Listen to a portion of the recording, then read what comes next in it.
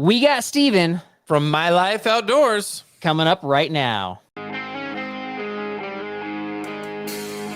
What's going on, B&B family? This is Derek, and with me today is the only man ever caught live playing chess by himself with rabbit poop and pine cones on the trail, Carl Mandrioli. How's it feel, and how you doing? Doing great, and you got to make do with what you got sometimes, you know? You're by yourself, you want to play chess.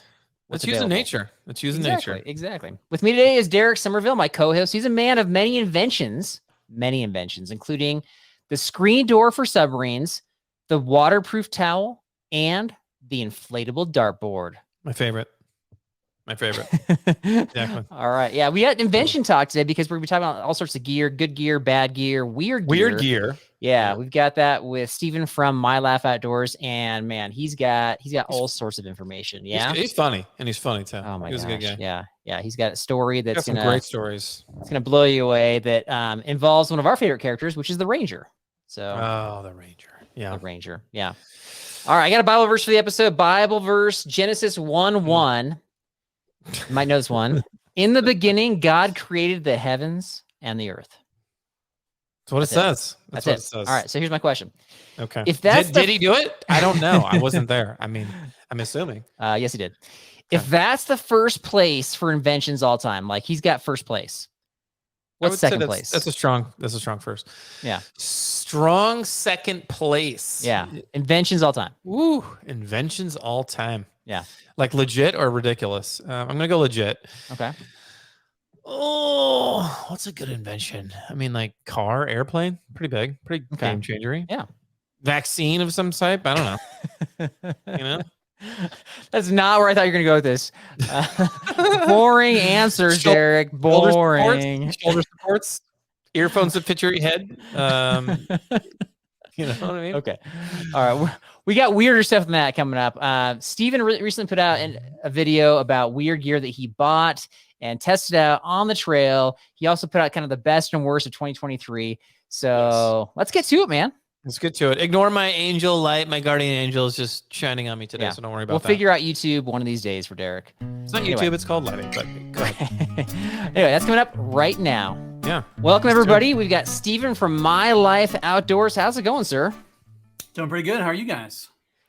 We're doing great. Yeah. We are doing great. We're happy to have you on the show, man. It's the first time. We're excited. And was recently reading an article in Backpacking Magazine. It says that you're the third best gear myth debunker of all time.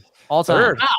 I had no idea that Backpacker Magazine even knew who I was. So that's impressive. Yeah, and just to clarify, it's a backpacking magazine. Backpacking magazine. Little different there. Okay. Can you guess who's ranked ahead of you? Yeah, you're third. So who's ahead of you? Oh my goodness. Who's ahead of me? It's not Carl. It's not Carl. Don't worry. No, I wanted to be on the list. I'm not on the list. So we're not talking YouTube. We're talking just gear myth debunkers. Is that what it is? Anything related to some sort of gear and a myth debunker. Yeah.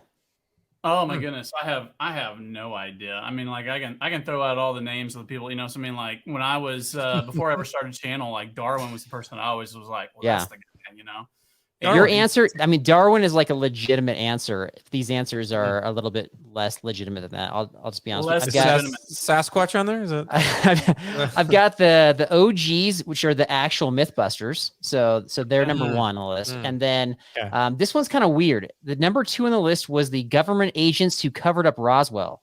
So I'm guessing it's like weather balloon gear or whatever they found in the desert. Weather balloon gear. Yeah. Okay. So it's just gear. We're not talking about backpacking gear. It just says gear. Yeah. I mean, that's how I'm reading it. But either way, you're third. So something to be proud of. There you go. I didn't even realize I debunked any myths to begin with. So what? I was just watching your videos and you had all sorts, like you were doing all sorts of testing. You had like the decibel sound device. You had like some sort of heat device for sleeping pads. I got that completely wrong.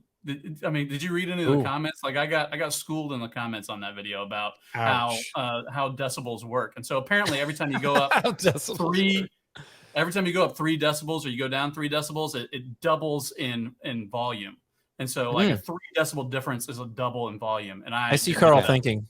No, but no, you still got it right because they were okay. So what we're talking about here is he put out a video where he was testing the new Thermarest Neo Air X Therm, whatever the crunchy sleeping pad is, right? And you were testing because they were purporting that it was like 8 times more quiet than the original.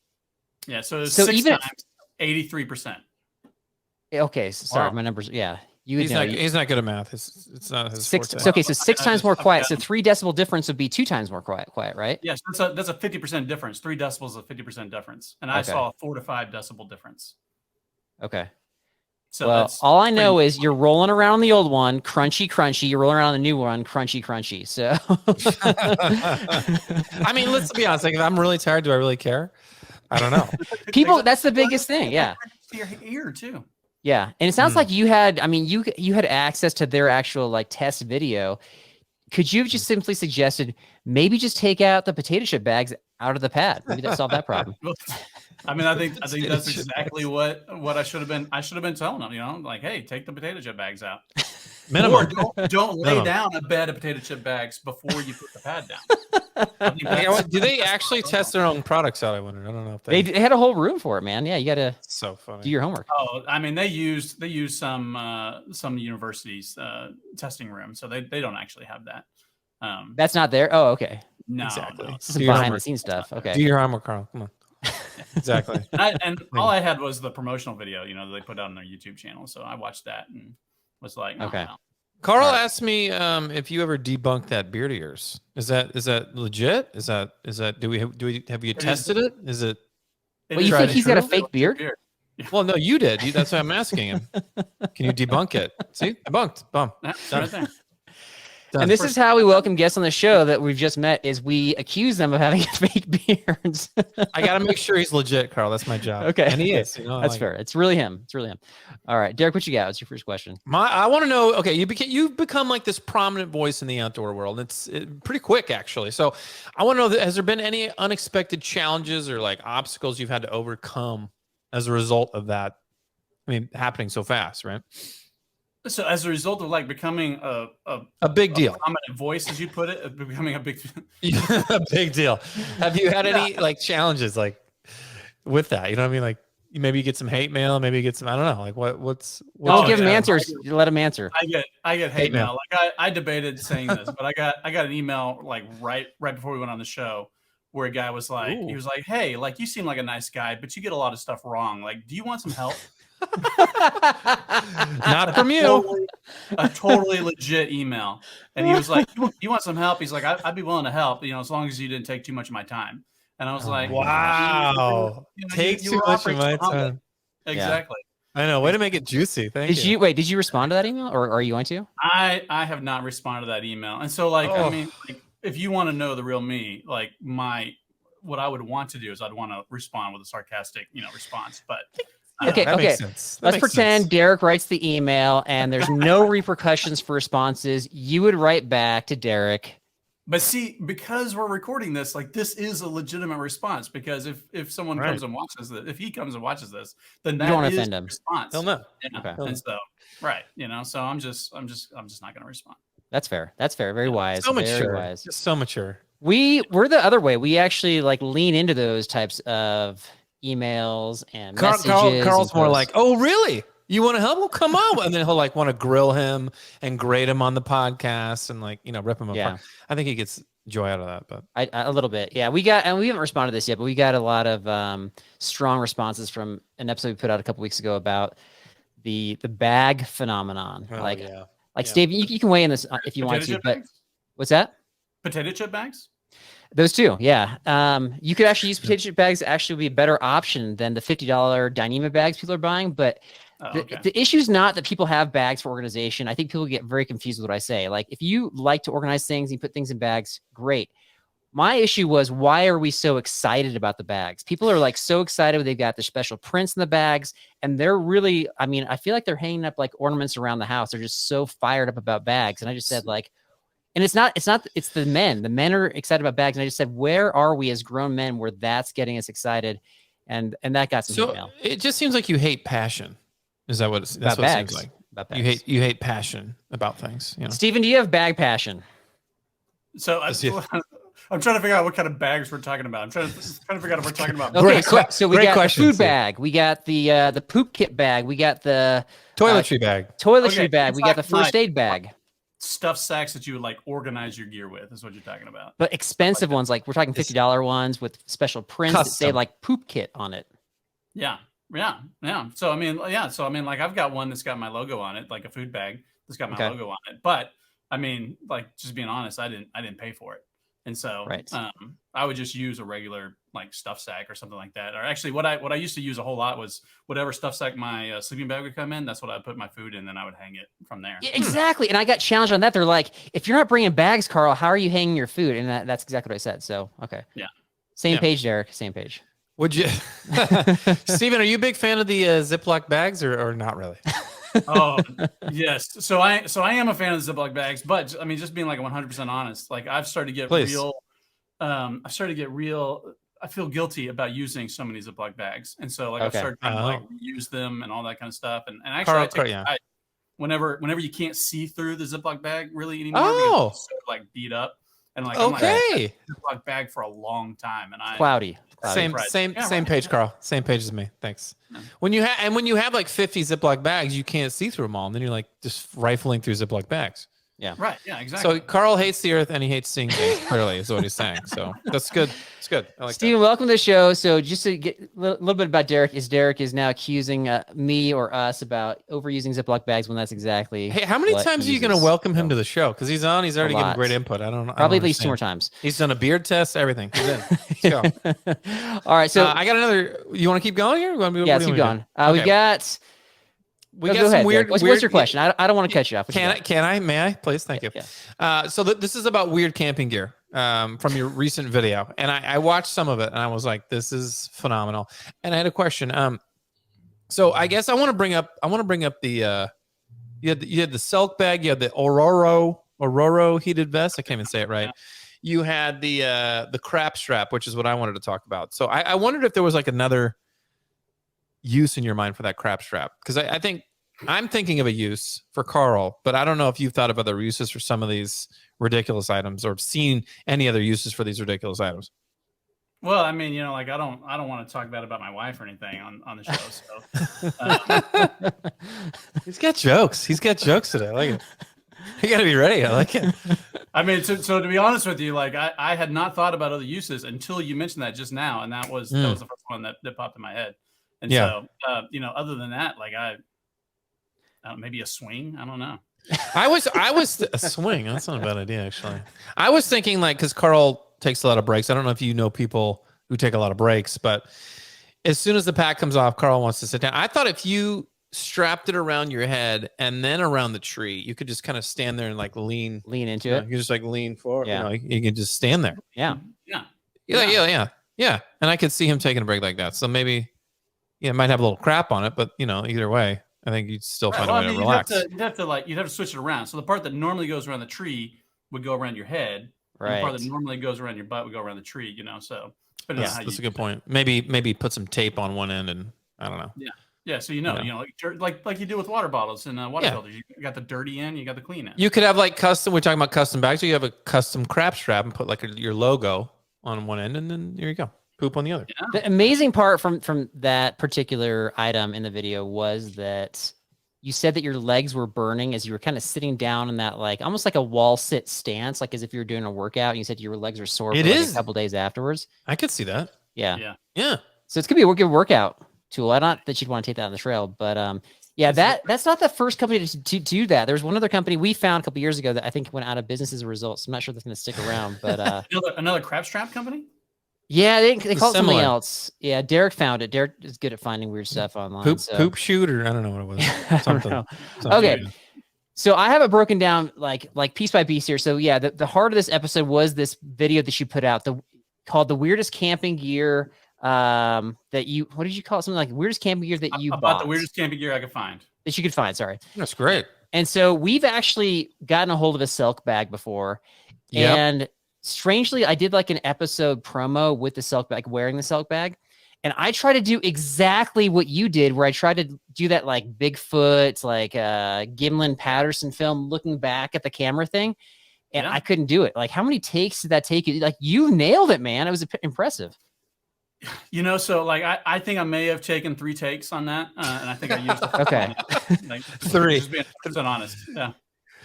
Okay. I mean, he's just being honest, Carl. I saw it and I was like, I don't know how I did it, but he nailed it. It just looked so awesome. Some people know what they're doing. Some people don't. You know, they don't. The other one I had was that Aurora heated vest. Yeah. Okay. Did you find that on some sort of like hiking or backpacking related site? Like, are they actually marketing that to like outdoor community? Yeah, that was magical. That company actually sent that to me because they were hoping that I'd put it in a video. And then they hounded me about it for a long time. Like, hey, are you going to do a video? Are you going to do a video? Which anytime somebody tries to send me gear, I'm always like, you can send it to me, but I cannot promise that it's ever going to get a video. You know, I wish we had that problem. Yeah. Right. Well, I mean, hey, one day, Derek. I know. One day. And so they sent it to me, and I had it for a long time, and I was just like, this thing is so. I mean, like I understand, like the mental aspect of it, like, oh, hey, a heated vest and all that kind of stuff, but it's just like it's not real practical, especially for backpack. And so eventually, I was just like, hey, I'm going to do a video. I was like, but it's not going to be all positive. And they were like, great, awesome, and that's all I told them. I was like, okay. But you gave them the heads up. You're like, I'm going to be 100% honest, and I have some like critiques, and they were fine with that. Yeah, they were fine with that. Okay. Sure. Yeah. I think this is what is so endearing about your videos is that you're not like, it doesn't look like you're pulling punches. Like, you're just kind of laying it out. Like, this is just how it is. But here's my thought about this is because we got a jacket from Gobi Heat, which essentially does the same thing. Oh yeah. And I don't know why they're marketing it to the outdoor community. I feel like there is a market for this, but the market is all the parents that have to watch their kids' sports in the cold. They just have to sit there and take it. It's snowy, it's rainy. True. They're just sitting down sometimes for hours if it's like a tournament, and they're just taking it with the weather. I feel like those are the people they should be marketing to. Yeah, well, see, and I don't think they really know. Like, I think they've got marketing people in there that it's maybe like their first marketing job, and so they're just like, oh yeah, they're like, I don't know, like send it to these guys, like they're doing stuff outside and stuff like that, Right. You don't need one inside, so they're like, so what are we gonna do? We're gonna find they Google outdoors, and that's what they end up getting, people like us. So right. Anyway, I thought you did good with it. Did you like that trekking trailer? That thing looked ridiculous. Trekker's Friend hiking trailer. The little dolly or whatever that thing was. That thing was so much fun. Like I was so impressed with how well it worked. So like setting it up and like taking it down and all that kind of stuff. Like it was a lot of effort to do that. But once you got it set up and like you were just hiking with it and it would just follow you, it's just, I thought I saw it like twisting over on its side or something. Like if you're going around like when you went over the bumpy stuff, it did do that. But there's no switchbacks other than that. Yeah, there's no switchbacks. There's no switchbacks anymore. You're supposed to be able to put it on, and actually, put it on like a backpack, and you can go over like, scrambling. Remind me of this. I don't know if I saw this. Did you do like any like jogging or running with it? Like if I wanted to trail run or like go quicker on the trail, like catch up to my, like Carl falls behind sometimes. I think if he wants to catch up and run, like could he, theoretically do that? I tried a long time ago to eliminate running from my life. Shortly after I came out of That's childhood. wise. You're wise. That's I was good. like, never again. Yeah. And so after that, I just don't. I don't run, and so I didn't run with it. Just backing up real quick. So what we're talking about with the trailer is there's some sort of like almost like a bike trailer for hikers, and it straps to I think any backpack. It basically has wheels on it. You strap it up and then you can put it around your waist and it'll follow you. And it actually does pretty well over rocky ground. You get too aggressive with it. It looks like it can tip over. But then if you go over, if you're scrambling or something and you need to actually like wear your backpack, you can hook it up so that you can just like, carry the harness with you. Yeah. Correct? That is right. Yeah. Okay. And the apparatus was how heavy? Remind me? The whole thing was It's like a few pounds, I think, right? It's a few pounds. I want to say it's 5 pounds. I want to say it's 5 pounds because it's, like some steel bars and stuff like that, and like an axle and the wheels and all that kind of stuff. But then you use your trekking poles. And so not counting the trekking poles, those are like the tongue of the trailer or whatever. Right. Okay. And then you use your own backpack. And so you just strap the wheels and the frame to your own backpack. And so the whole thing's like 5 pounds, something like that. Okay. Not horrible. And all these items, like it was a super fun video, but all these items, it sounded like your final conclusion was you're not going to bring these on a backpacking trip. But if you had to bring one, if you're forced to bring one, which one was the one that would be most likely to go? Goodness. You know, I mean, like the one that's like for real practical. You know, like the for real practical one, I feel like is the silk bag. Like that, you know, as long as you're not getting into too cold weather, like you could actually use that as a sleeping bag. It's weird, and you know, like I didn't really like it, but like I think that's the actual real practical one. But the one that I would want to take is the trailer because it was just so much fun. Yeah. Okay. And it really did. I mean, it took like a 40-pound pack and made it an 8-pound pack, and so like that's like nice. it's huge. As long as if you're doing something, you know, where the trail can handle it, you know, like wide open trails, you know, they don't have too much scrambling or anything like that. Like a fire road, you know, nice and wide. Yeah. For sure. People love backpacking fire roads. Yeah. Catalina. Exactly. Okay, wait a minute. Yeah. So just to clarify, so all right, so you would love to bring the trailer, but you're saying that you could get away with the silk bag. Imagine you're with your buddy, you got a couple buddies along, you're walking around camp with the silk bag. Would you lose your man card at that point? Your man card. Listen to you. Who are you? Man card? Are you like think about it? Think about what that looks like, Derek. Right, Carl's from the 1920s. I apologize. He hasn't got me. Well, that's what I was gonna say. Is I don't care. He doesn't care. Look at him. Look at this man's beard, Carl. Have you seen this man's beard? He doesn't give a rip enough about the beard, Derek. Calm down. Calm down. It's amazing. It's amazing. Okay. I will say though, you said it was like 44 degree. I mean, that seems like more.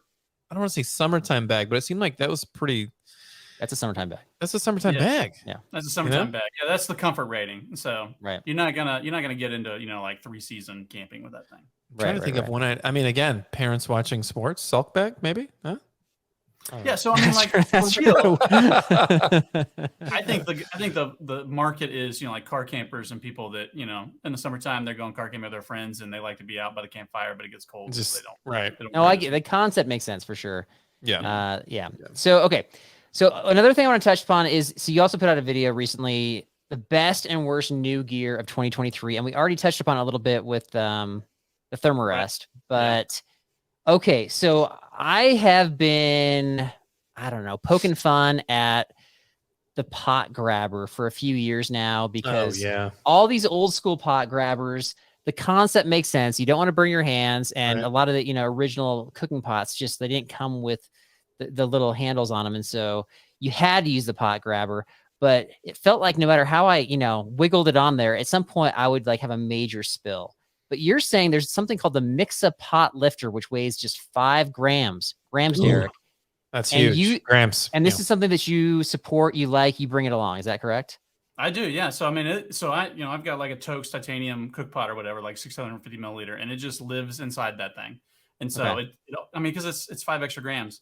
And so like it goes every time. And I prefer to use it because on those little Toast titanium pots, like the handles get hot, I mean, like every stove I've ever put on it, the flames lick up the side, the handles get hot. I always try to use the little orange mesh bag that comes into like a pot grabber. But I mean, like it's got holes in it. And so like the heat gets through it. I've burnt myself a couple different times. So you're over it. You want the Mixa pot lifter. Yeah.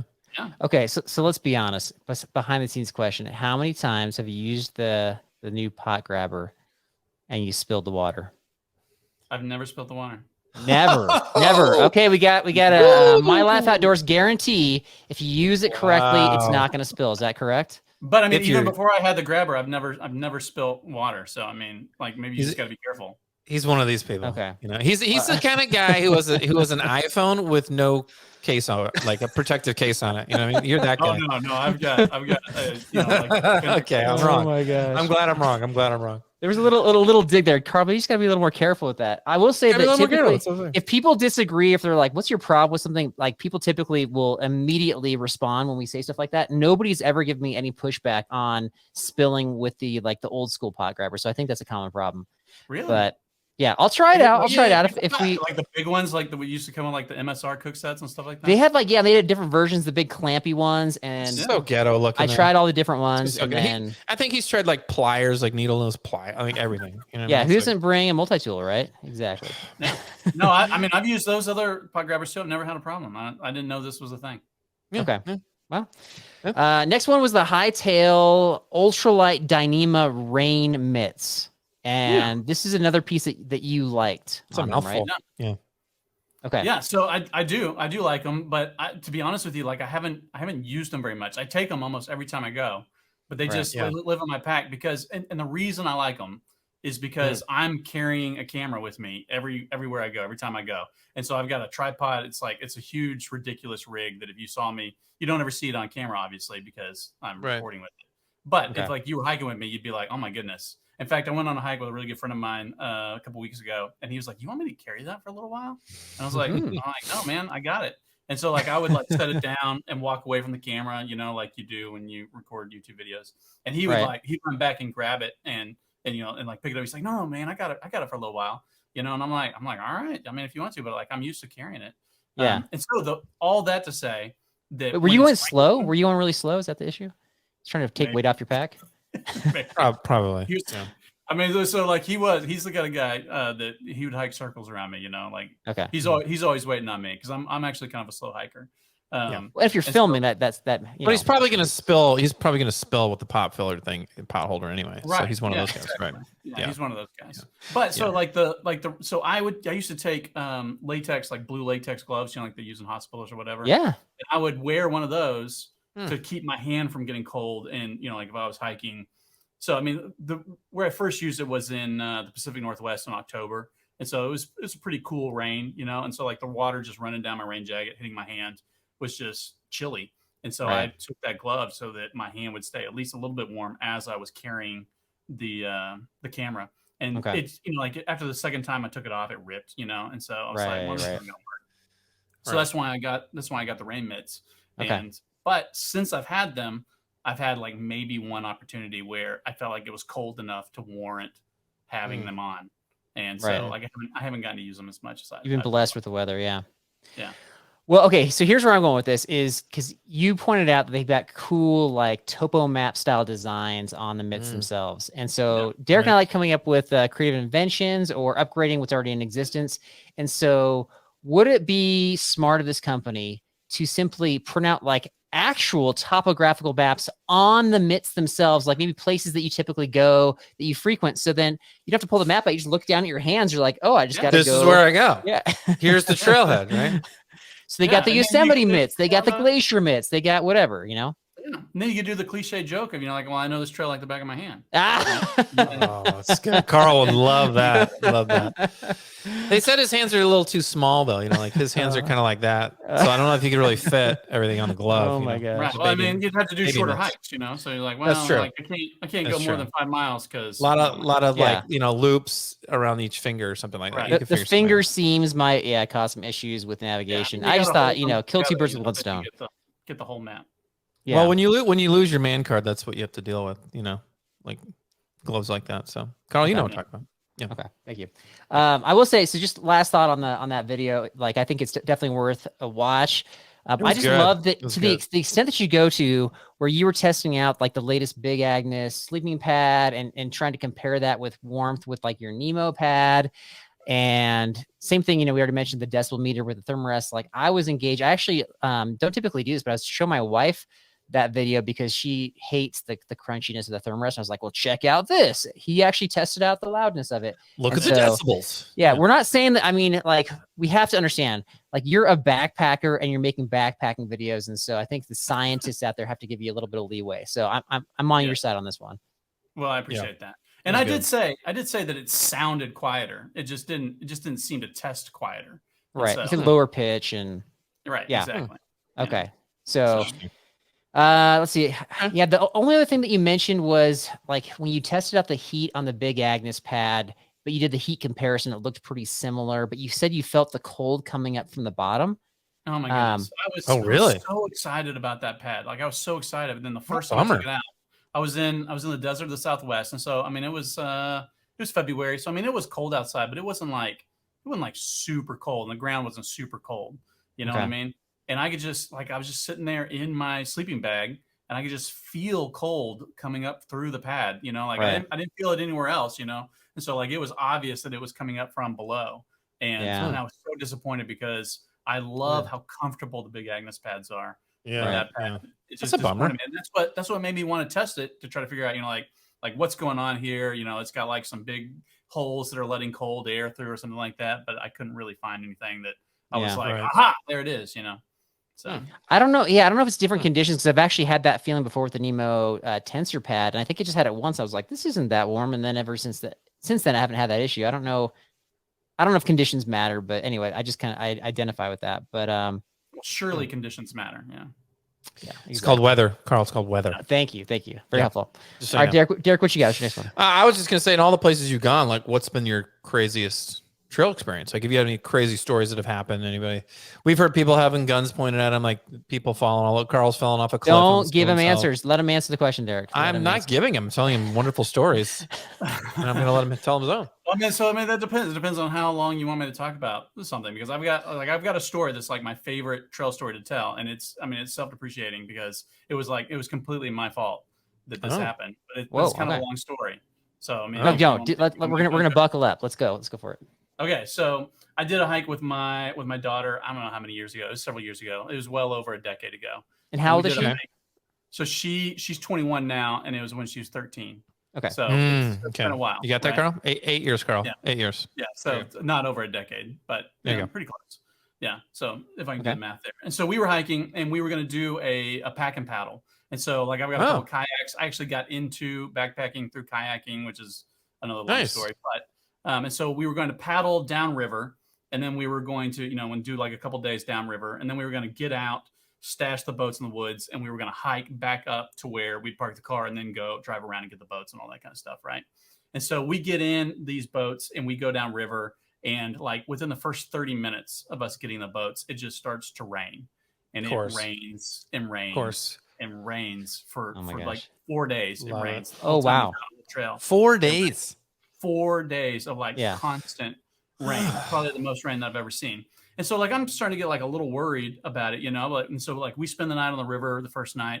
We get down to the second night, and we stash the boats in the woods, and we're kind of like in a developed area there, and I'm like, well, should I bail here or should we go ahead and complete the trip? And I'm always kind of one of those guys that's like, it'll be okay. Right. I'm the same way. I got my 13-year-old daughter with me. Like, it'll be okay. And so I decided that we're going to go ahead and hike out. And I think there was like the first break in the rain was that moment, when I was making that decision. And so I was like, it's going to be great. And so we start hiking back, and it's like another 2 days or something like that to hike back to where we'd park the car. Now, the only problem with this whole plan is that the parking lot was on river left. And so if you're familiar with rivers, on the left side of the river as you're going down river, and the trail to get back was on river right. So once you get back to the car, there was we were going to have to cross the river. And I knew that going in, and I'd done some research and I checked it out, when we got there, all that kind of stuff. Like, are we going to be able to ford this river? And I was confident that we were going to be able to. And then it rained for 4 days. Right. And then so by the time we got back, by the time we saw the river, where we needed to cross, it was just booking it, and it was just obvious it was going to be too dangerous. And so we actually came out. And so the dead stop was this tributary that was going into the river. And I knew once I hit that tributary, that's where the parking lot was. And so we came out of the trail on this tributary, and I was like, okay, now we got to turn and right over there. And so I stick my head out of the woods on this tributary, and I'm looking over at the parking lot, and there's a park ranger in a truck there next to the car. And he's doing something, helping somebody else that's parked there. And I was like, we've got to get that park ranger's attention, but it's still I don't know, maybe 50 yards through the woods to get to where he could see me, And so I just go bashing through the woods, crashing through trees and sticks. And Sasquatch mode. Yeah. Right. Yeah, exactly. And I bust out of the woods on the bank of this river, and he's already started to leave, and he's facing away from us, driving away. And I'm just waving, like this, trying to get his attention. And I see his brake lights come on. Oh. And I'm like he saw me. And he gets out of the truck. He gets out of the truck, and he comes over, and the river's raging, so he's having to yell. And so he yells at me. He's like, "What are you doing over there?" And I'm like, "Well, I was hiking." Yeah. And I can't remember, so the little town where we had stashed the boats, I can't remember the name of that town, but whatever, let's call it, Crazyville. Yeah, sure. That's Crazyville. There you go. Yeah. So we stashed the boats at Crazyville. So I said, hey, we hiked up from Crazyville. And he's like, from Crazyville? He's like, how long you been out? Too long. And I'm like, 2 days. He's like, 2 days. It's like everything I say to him, like he's like, oh my gosh, like he's freaking out. Exactly. And so he's like, well, how are you gonna get across? And I'm like, I don't know. Hoping you he's can like, help you me. don't know. It's like, and so it's late in the day, and he's like, he's seen me, he's acknowledged me, and like it's settling in, like I'm now his responsibility. Right. And so like his shoulders is like visibly like slump, and like he like starts kicking rocks and stuff, and so then he's like, I'm gonna go get a boat. He goes, it's gonna take me 30 minutes just to go get it, and then 30 minutes back. So he's like, so it's gonna be an hour. He's like, you got food? And wait. At this point, you gotta like reciprocate. An hour? Like you just gotta get right back to him. You should kick a couple rocks and kick a few rocks. What's your daughter doing? Is she like, come on, Dad? Like this is ridiculous. What's she doing? No, man. She trusts me. Like she trusts me. She was good. Okay. It's like she was upset that she was wet, because we were just drenched from all the rain, and tired, all that kind of stuff. Standard daughter behavior. Okay. Right. Yeah. Exactly. Yeah. Okay. And so like he's like, you got food? I'm like, I got food. He's like, all right, eat, eat dinner or something like that, and I'm gonna go get the boat, and I'm gonna be back in an hour. So I'm like, okay. And so we sit down there right on the edge of the bank, and he's gone, and an hour comes and goes, and he's not back. And so then I'm sitting there like, okay, so like, what do we do now? And so I'm getting a little worried about it. And so it's like, I don't know, maybe like 10 minutes past an hour, and a stranger just comes down with a boat, and he comes down and he's like loading it into the river and all this kind of stuff. And so I'm just sitting there on the bank with my daughter, and like, I'm not saying anything. And he's like unloading the boat, and he like looks over at me, like kind of over his shoulder, and he kind of shrugs and keeps, doing stuff with the boat or whatever. Gets the boat unloaded in the water. His wife like takes the truck up to park it, and he looks over at me again. And eventually he goes, do you need a cross? And I was like, sitting here hanging out. And I was like, yeah, I do. He's like, gosh. You want me to bring you across? And I was like, that'd be great. And he was like, all right, so I mean, like it's a motorboat. Like he fires it up and like, across the river. My daughter and I, we get on the boat, and then he comes back across and lets us off. So I'm like, oh, yeah, exactly. And I'm like offering him, like cash and all that kind of stuff. He's like, no, man, like don't worry about it. Right. And so then we're like, thanks, whatever. And we're walking up to the car, maybe the 50 yards or whatever from where we parked. And here comes the park because the ranger. Yeah. Pulling a boat. Yeah, and he rolls down the window and he's like, well, I see you got a cross. Indeed, we did. Was this ranger's name Annie by any chance? Just throwing it out there. No. I don't know, but he lectured me probably for a solid... Carl. Yes. Yeah. He lectured me. I mean, hey, guys can be called Annie, right? So I guess we have a Ranger Annie in our lore, our podcast lore. Yeah. Carl got blacklisted. It's a whole thing. But wait. Let's not go down the road. Derek, you got to title the story. What do you call it? This story? Yeah. We got to call it The Little Motorboat That Could. I mean, I don't know. I mean, that's just like 2 seconds of glory, 2 seconds of pain. I think you get over there in 2 seconds, and then 2 seconds later, here comes Mr. Ranger. Yeah. I mean, I would call it like more like a headline, like Ranger frustrated at having to do his job. That's like a newspaper clipping. You said movie title. Maybe get it right. I didn't say movie. Yeah. Anyway, that's a great story. Any stories really that involve Rangers, we're all in. We're engaged. I've got a good Ranger story coming up in another episode I'll have to share later. But so on a scale of 1 to 10, he was like miffed at like 10. He was pretty pissed? Oh yeah, he was pretty pissed because I mean, not only did he have to go and spend the hour getting the boat, but now he had to go and like take it back.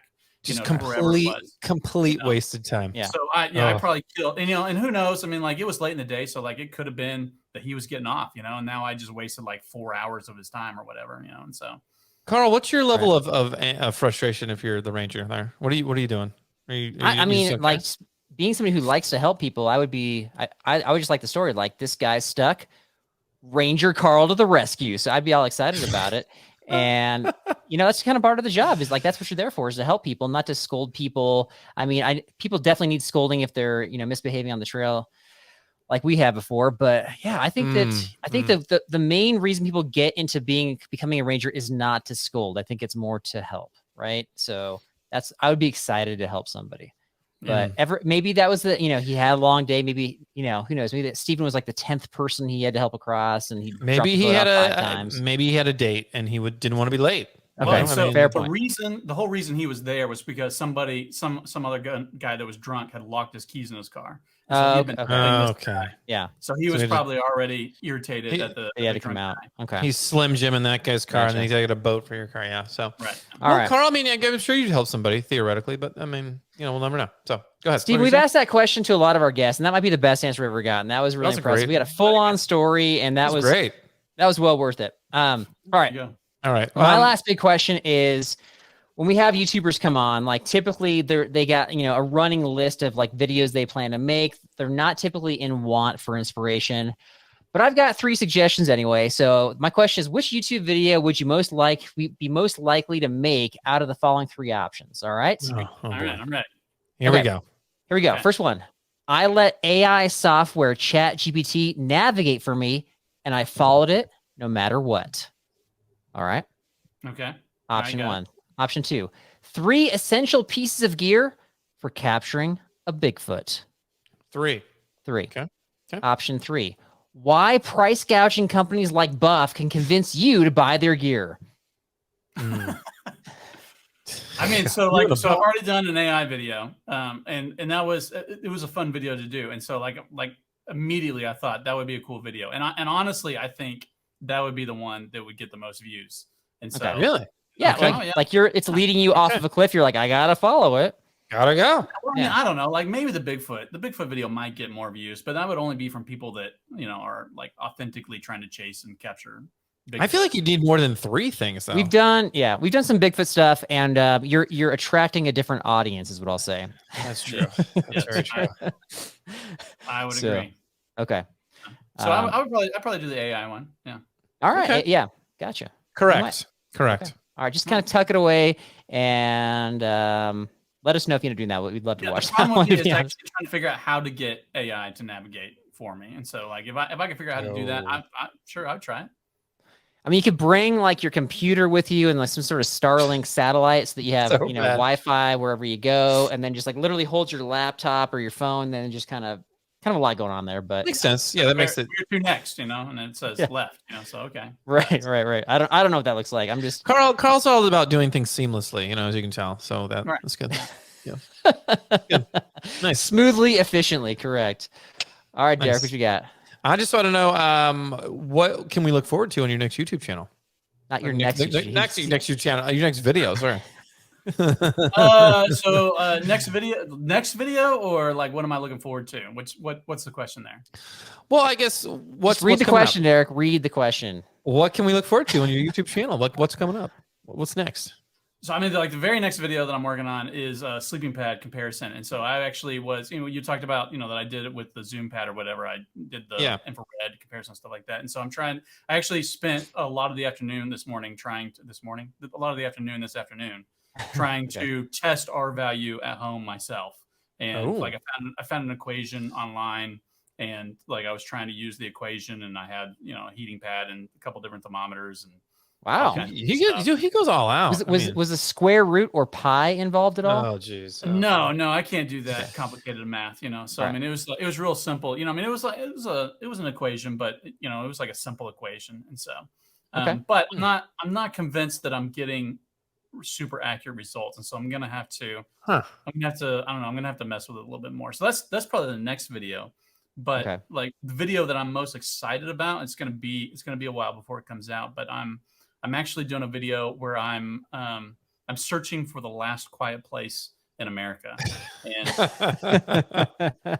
so I'm trying to find the quietest place that you can go and backpack and spend some time. And I'm really excited about this video. So I don't know how much research you've done, but stay out of California. Stay out. Okay, like it's pretty loud over there. Antarctica is pretty quiet. I've tried to. Antarctica's not in America. I'm just saying it's quiet. Okay. I've tried to film stuff in California, and I can't. Like, you can't get away from just motorized sounds. He likes to film their roads. Yeah. Right. So I mean, like, but that actually is what led to me wanting to do this video. Is that as I started making videos, I started to become aware of just how noisy everything is. Right. Yeah. And the thing that bothers me the most is airplanes. Like right. Oh yeah. And I'm talking to the camera and I hear an airplane go overhead and I'm like, all right, well, I got to wait. And it takes them forever to leave.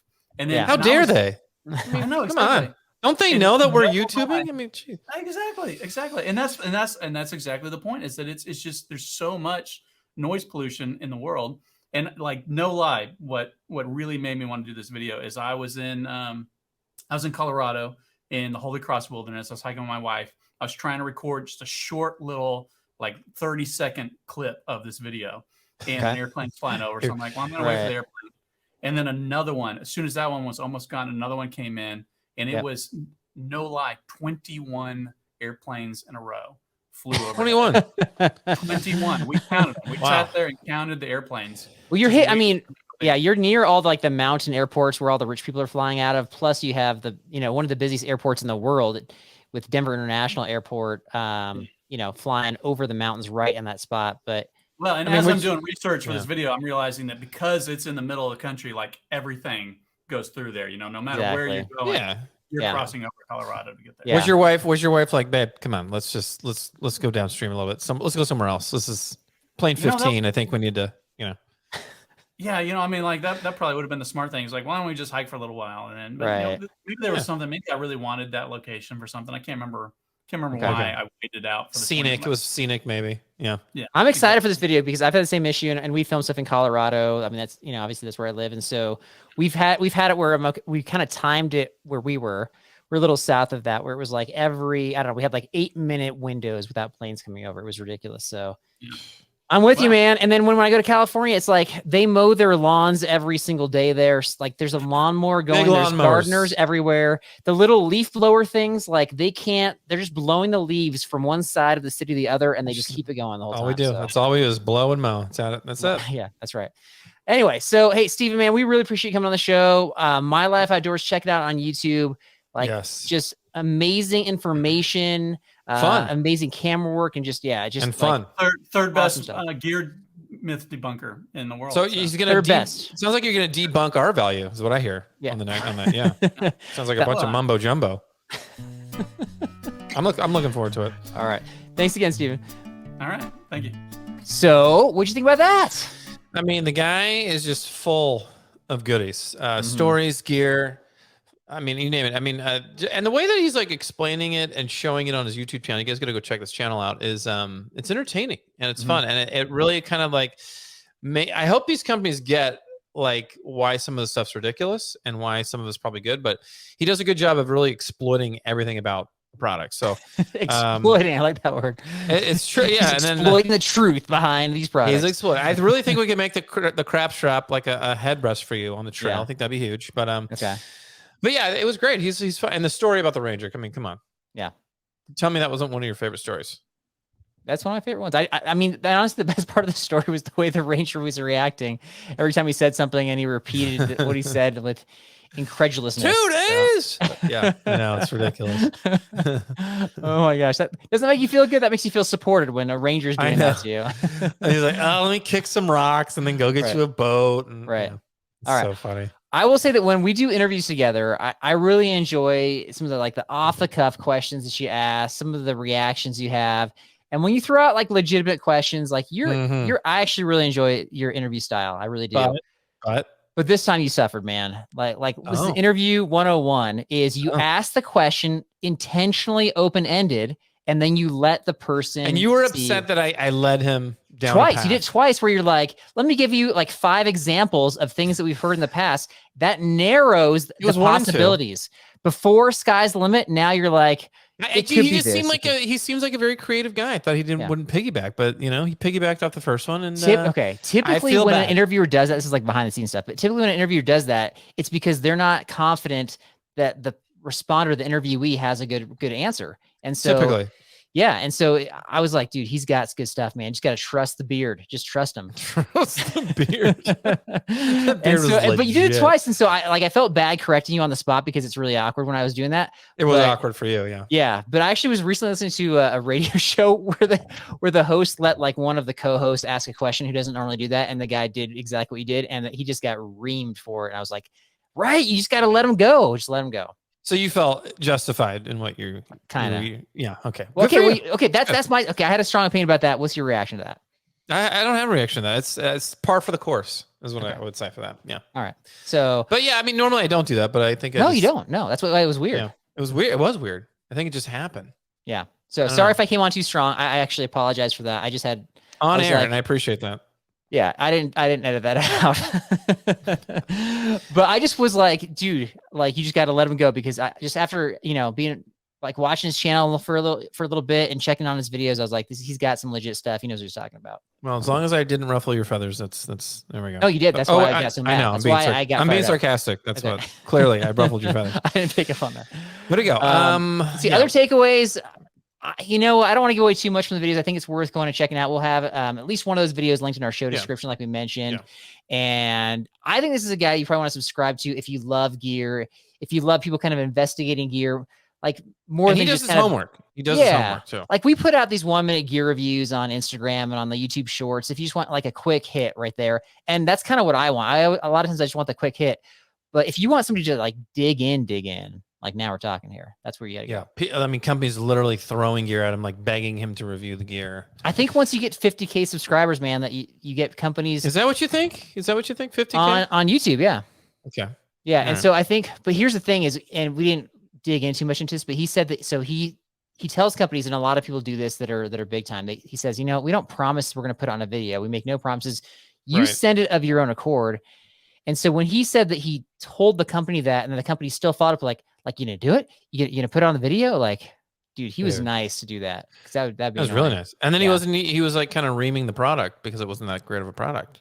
Which I think is another reason why you want to check out his videos is because he's not pull punches, glorifying something. Yeah, he doesn't pull punches. Yeah, doesn't pull punches. Great. Right. So, speaking of pulling punches and not doing as good of a job on gear reviews, I've got a review. Oh, right now. Yeah. Okay.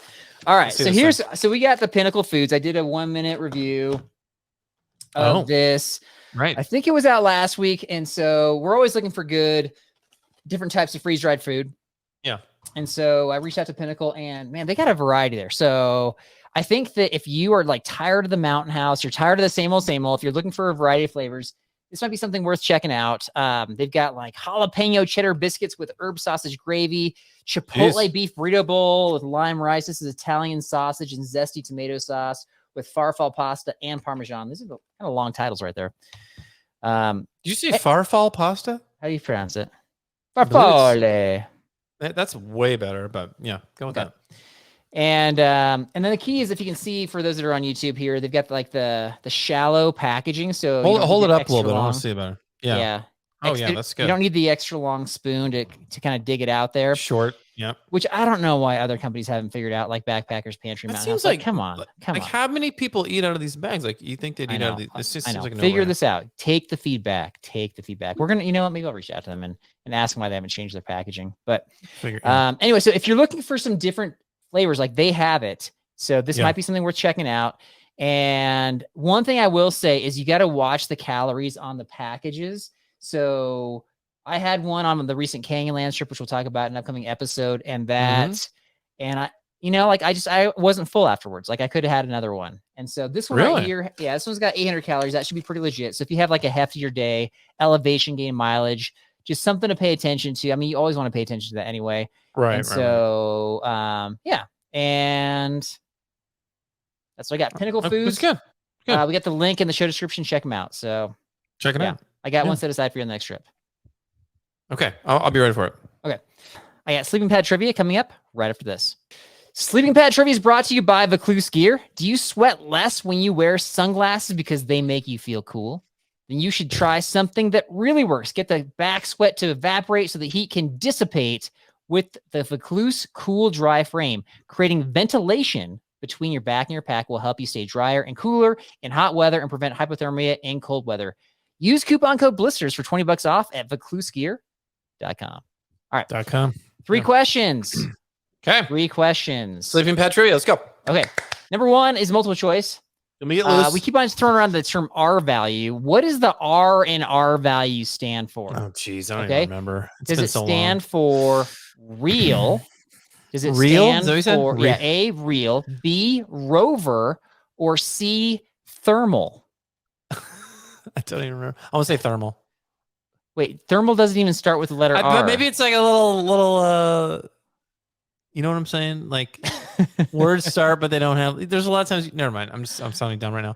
All right, let's go real. We'll go real. I don't know. Okay. I don't remember. I don't want to be accused of manipulating you. What's your final answer? Let's go real. Real is incorrect. Actually, it was thermal.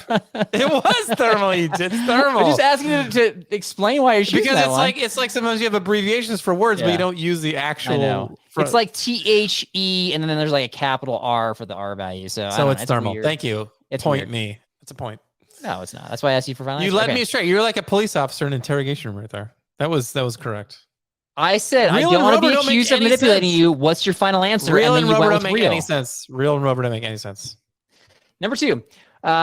Which brand of sleeping bag has been constantly accused of putting chip bags inside the mattress to make a very loud, multi-decibel crinkly sound? Multiple choice. Not for this one. We talked about it multiple times on the show. I know. I'm trying to remember the name. Yeah. Give me a second. I think it was the brand. I'm not even looking for the model. Just I'm trying to remember. It was the was it the Neo Thermarest? So the brand is Neo? Thermarest.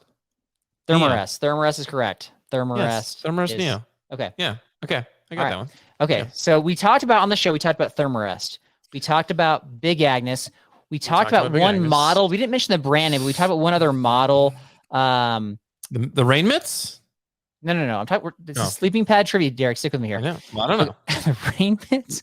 Okay. Knowing you go off the rails. I do go off the rails. You're right. Okay, so I want you to name 2 other companies that make backpacking sleeping pads. Any 2. Backpacking sleep REI. Okay, that's the one that you own, that you bought twice. Let's see. What's a good one? I want to say we mentioned a model from this company, but not the company itself during the episode. Oh, no. Sea to Summit. Let's go Sea to Summit. Sea to Summit is correct. Yeah, Nemo's the one we mentioned. All right, you narrowly passed. I got all 3. We got all 3. Incorrect. In my heart. All right, I got a couple tidbits. We got another Patreon supporter. Very exciting. We got Ross from Indiana. Ross, thank you so much for joining the Patreon family. We got a lot of fun bonus episodes coming up, and we even have like a potentially bonus trip on a bonus episode coming out. It's a lot of bonus. In a couple weeks. Yeah, a lot of bonus stuff right there. So Ross from Indiana, and he's a weekend warrior, done Red River Gorge, a lot of stuff. Nice. And we hope to see you on a Patreon trip, Ross. But man, we really appreciate you supporting us. Yeah, 100%.